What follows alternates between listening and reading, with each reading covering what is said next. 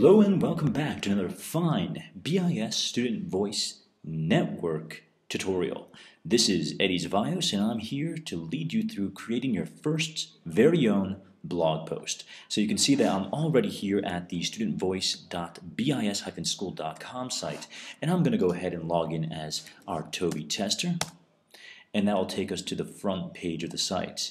Now, when you log in, you may notice this gray bar on top. This is your admin bar, and this will go ahead and look at the sites that you are associated with.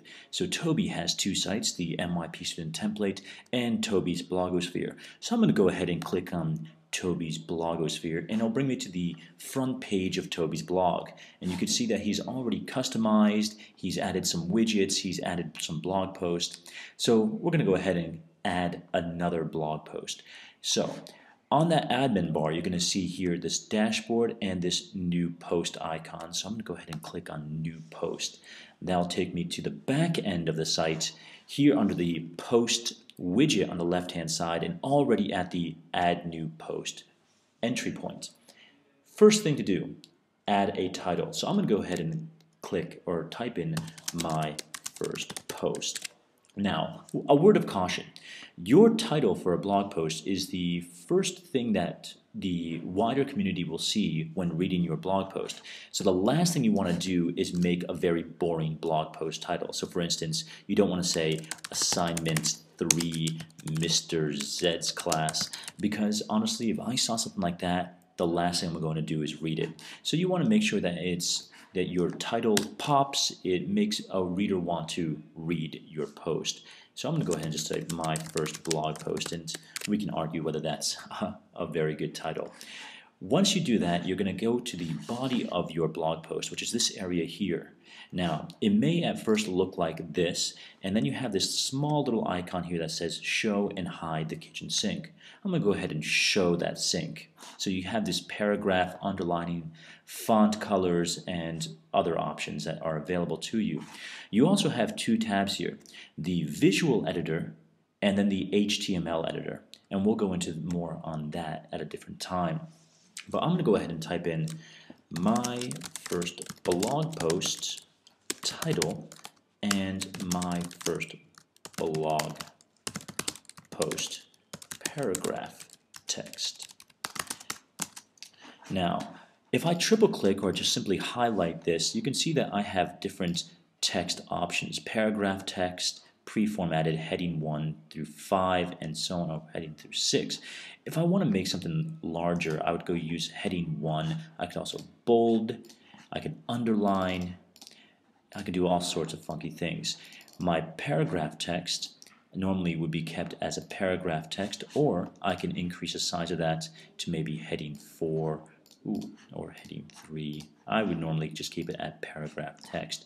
You can also change the color if that is to your liking, and also insert photos. Now, inserting photos will be a different blog post, inserting photos will be a different blog post tutorial, but to give you a quick hint, you want to set a featured image here at the featured image widget. Now, after you have your blog post title, your blog post paragraph text, the next and perhaps the most important thing is to choose your category and assign some post tags. Take a look at the left-hand side here. Your blog comes preloaded with several categories, and these categories, that's right, you guessed it, align with your IB courses. So, for instance, Language A, Mathematics, Personal Project, Sciences, Technology, and so on.